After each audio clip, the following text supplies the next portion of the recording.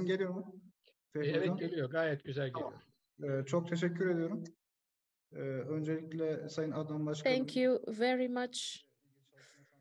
First of all, I would like to thank everyone, participants for being a part of this organization.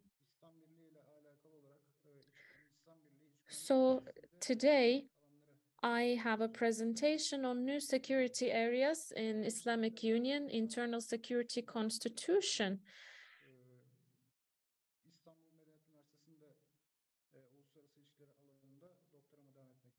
So I'm currently receiving my doctorate training in Istanbul Medeniyet University.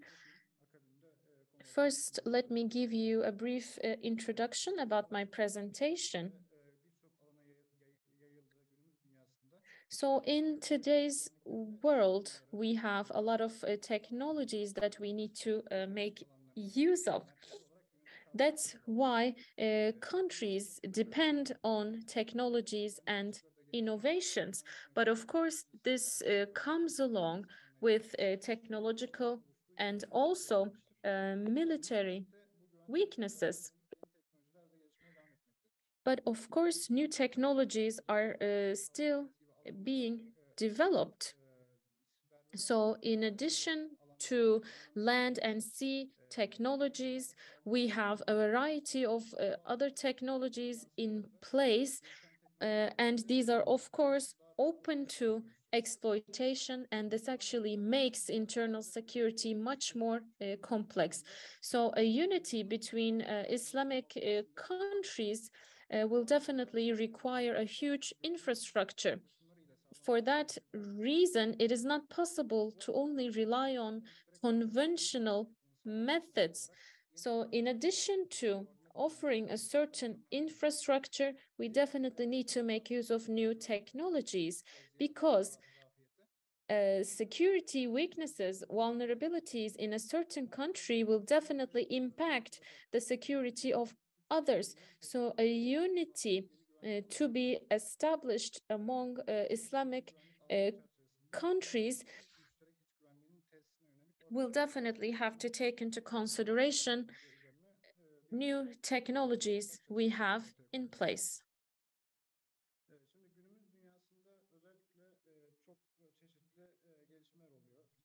Now, today we have new developments, and this is a course that we are on. So we have new advancements every day with regards to communication. We have computers, internet, we have cell phones, we have space technologies, and in transport, we have hybrid and electric transportation systems. And with regards to technological advancements, we have AI, we have robotics, we have manless technologies, smart technologies, quantum processors, we have smart missile systems, and there are also new generation radar systems that can detect terrorist elements. So to categorize, on land, we have manless land vehicles, we have robotic technologies. On sea, we have plane ships, and we have smart ordnance, and at air we have drone systems, and also smart missile systems, and in AI we have monitoring systems, analysis systems, and in space we have space technologies, radar technologies, and also communication technologies available. Now, in today's world,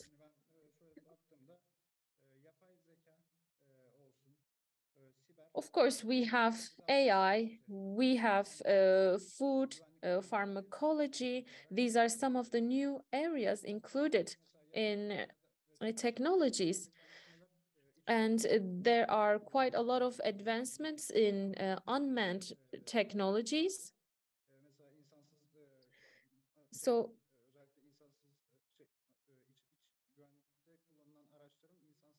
especially in internal security, there are devices and equipment used that are unmanned. We have robotic technologies that will have quite an impact on internal security, and that's for sure. We have robot dogs, we have transportation vehicles. So there are different technologies coming up every day, and we have unmanned aerial vehicles. So drones or surveillance systems, these are also developing, and these have an extensive use in internal security. Same goes for smart missile systems. So similarly, they have a place in internal security as well. And there are also in artificial intelligence systems. For example, there are camera surveillance systems. And today, at this point, the camera surveillance systems use artificial intelligence to detect cars, faces, even animals. And there are developments in cyber technologies and space technologies. Cyber attacks are the most important challenge in cyber technologies. Sometimes individuals can actually target organizations, governments, even state institutions. So a certain group of people can target institutions.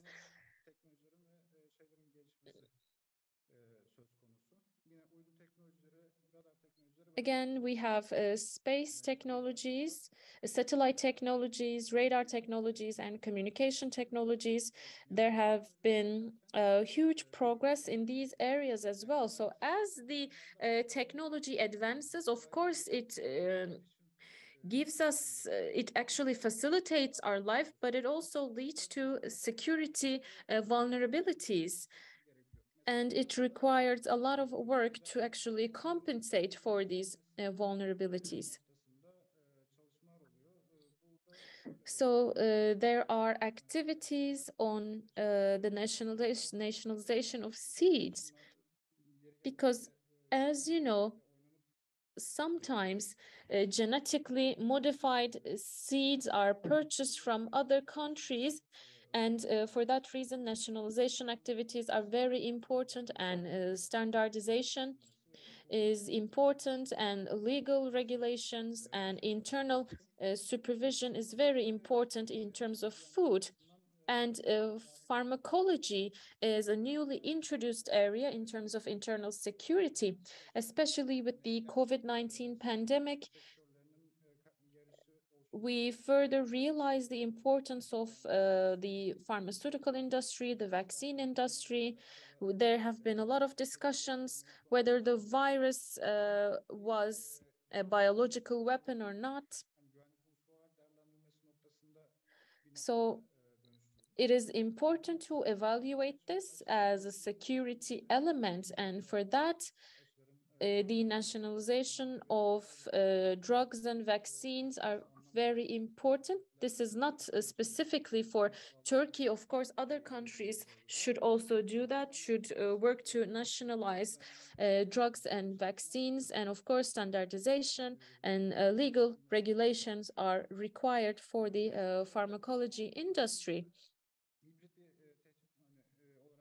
Now, today, we are faced with a hybrid threat. So this is the main principle. So this is a model published by the Ministry of Internal Security.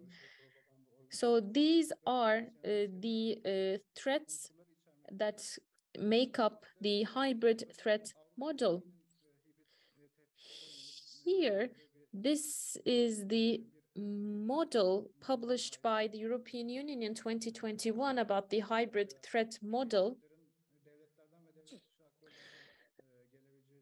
So the model suggests that threats may come from state actors or non-state actors, and there are certain tools, there are domains, activities, and then targets. Of course, it fits today's conditions up to a certain point, but as I said, with cyber, it doesn't completely cover each and every field that we are faced with today. So I will talk about internal security from the perspective of developments, actors, methods, impact levels, and also security. So as I said in the reinstatement of the internal security of the Islamic world, we definitely need to focus more on AI, cyber space, food, and pharmacology technologies. So we need to have a multidimensional approach to internal security. So we need to have a comprehensive perspective, and we need to have a complex security capacity that can respond to threats coming from various fields. We need to have a synchronized and a centralized security infrastructure, and we need to have a centralized operations system that collects technical and human elements.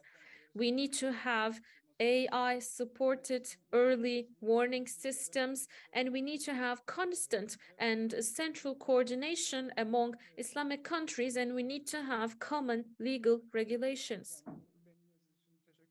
So thank you very much for your attention, and I would like to thank everyone for giving me the opportunity to speak at this event. We can have questions or we can continue as you wish. Thank you very much. Awesome. Asım focused on the importance of technological advancements and their use in internal security, but he also underlined the fact that new technologies bring about new vulnerabilities and weaknesses. So he also told us that we need new technologies to further prevent the weaknesses. Of course, there are